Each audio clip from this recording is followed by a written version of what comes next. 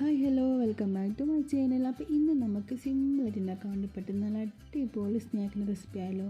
നമ്മളെ വീട്ടിലുള്ള സാധനങ്ങൾ മാത്രം മതിയിട്ട് ഇത് ഉണ്ടാക്കാൻ വേണ്ടിയിട്ട് അത്രയും സിമ്പിളായിട്ട് നമുക്ക് പെട്ടെന്ന് ഉണ്ടാക്കാനും പറ്റും. അപ്പോൾ നമുക്ക് സ്നാക്ക് ഉണ്ടാക്കാൻ വേണ്ടിയിട്ട് മെയിനായിട്ട് ആവശ്യമുള്ളതാണ് അവിൽ. അപ്പോൾ അവിൽ വറുത്തതാണെങ്കിലും വറുക്കാത്തതാണെങ്കിലും വൈറ്റ് അവിലാണെങ്കിലും ഒന്നും കുഴപ്പമൊന്നുമില്ല കേട്ടോ. അപ്പം ഞാനിപ്പോൾ ഇവിടെ എടുത്തിട്ടുള്ളത് വറുത്ത അവിലാണ്. വറുത്ത അവിലാവുമ്പോൾ നമ്മൾ സ്നാക്ക് ഉണ്ടാക്കിയിട്ട് കുറച്ച് സമയം കഴിഞ്ഞാൽ നല്ല ക്രിസ്പി ആയിരിക്കും കേട്ടോ. ഇനി നമുക്ക് ഈ അടിപൊളി സ്നാക്ക് ഉണ്ടാക്കി നോക്കാം കേട്ടോ.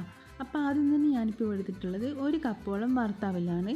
അതിലേക്ക് നമുക്ക് നമ്മൾ അവിലെടുത്ത അതേ കപ്പിൽ തന്നെ 1/4 കപ്പോളം അരിപ്പൊടി എടുക്കാം. അപ്പോൾ അരിപ്പൊടി സ്കിപ്പ് ചെയ്യാതെ തന്നെ ഇട്ട് കൊടുക്കാൻ വേണ്ടി ശ്രദ്ധിക്കുക. വേണമെന്നുണ്ടെങ്കിൽ നമുക്കിതിലേക്കൊരു 1/4 കപ്പോളം മൈദയൊക്കെ ആഡ് ചെയ്ത് കൊടുക്കാം. പക്ഷേ അരിപ്പൊടി ഇടാണ്ട് നിൽക്കരുത് കേട്ടോ.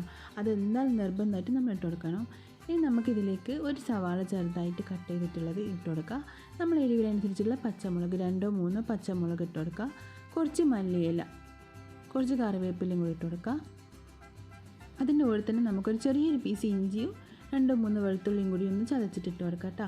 ഒരു 1/4 ടീസ്പൂണോളം കാശ്മീരി ചില്ലി പൗഡറും ഒരു നുള്ളു മഞ്ഞളും ആവശ്യത്തിന് ഉപ്പും കൂടി ഇട്ടിട്ട് നന്നായിട്ടൊന്ന് മിക്സ് ചെയ്തെടുക്കാം.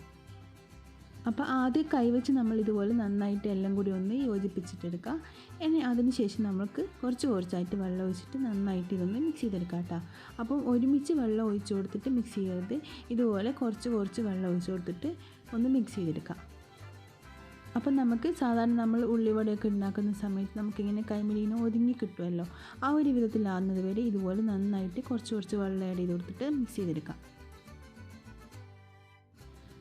ഇപ്പോൾ നന്നായിട്ട് നമ്മൾ കുഴച്ചെടുത്തിട്ടുണ്ട് കേട്ടോ. ഇതുപോലെ ആയാൽ മതി. വേറെ ഇനി കൂടുതൽ സമയമൊന്നും നമ്മൾ മിക്സ് ചെയ്തെടുക്കേണ്ട ആവശ്യമില്ല. ഇനി നമുക്ക് നല്ല ചൂടുള്ള എണ്ണയിലോട്ട് ഇതുപോലെ ഇട്ട് കൊടുക്കാം കേട്ടോ. നല്ല ഫുൾ ഫ്ലെയിമിൽ തന്നെ വെക്കാം. അപ്പോൾ ഫ്ലെയിം ഫുള്ളിൽ തന്നെ വെക്കാൻ വേണ്ടി ശ്രദ്ധിക്കാം കേട്ടോ. അല്ലെങ്കിൽ നമ്മൾ ഈ സ്നാക്കിൽ മൊത്തം എണ്ണ കുടിച്ചു പോകും. ഇതുപോലെ ചെറിയ പീസാക്കിയിട്ട് തന്നെ ഇട്ട് കൊടുക്കാം കേട്ടോ. അങ്ങനെ ആകുമ്പോൾ ഇത് നന്നായിട്ട് ഫ്രൈ ആയി വരുന്ന സമയത്ത് നല്ല ക്രിസ്പി ആയിരിക്കും, നല്ല ടേസ്റ്റും ഉണ്ടാവും. അപ്പോൾ ഇതൊക്കെ ഇട്ട് കൊടുത്തതിന് ശേഷം നമുക്ക് ഇതിൻ്റെ ഒരു സൈഡ് കളർ മാറി വരുന്ന സമയത്ത് നമുക്കിതൊന്ന് തിരിച്ചിട്ട് കൊടുക്കാം.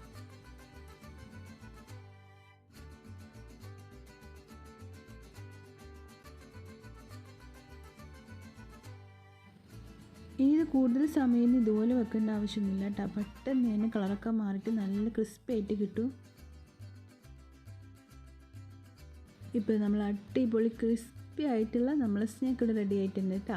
ഇനി നമുക്ക് എണ്ണയിൽ നിന്ന് മാറ്റി കൊടുക്കാം.